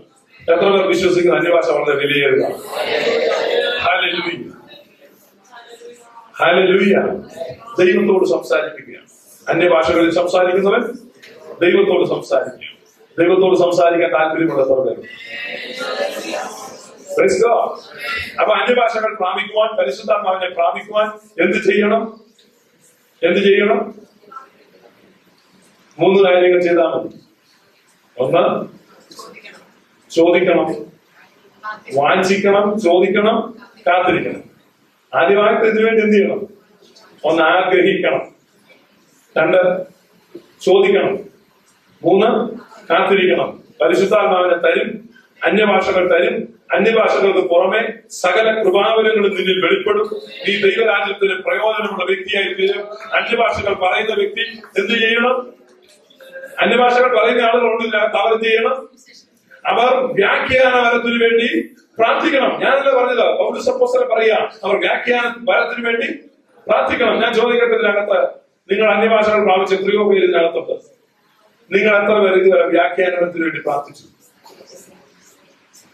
സഭയിൽ പിടിച്ചു നിൽക്കാൻ അത്യാവശ്യ സാധനം കിട്ടി, അത് മതി. നാണക്കേടില്ലാതെയായി അത്യാവശ്യം ഒരു ആരാധനയൊക്കെ വന്നാൽ എനിക്ക് കൊണ്ട് 2 പറയാം, അത് പോരാ.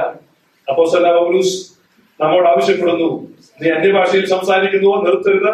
നെക്സ്റ്റ് സ്റ്റെപ്പ്, നീ വ്യാഖ്യാനത്തിന് വേണ്ടി പ്രാർത്ഥിക്കുന്നു.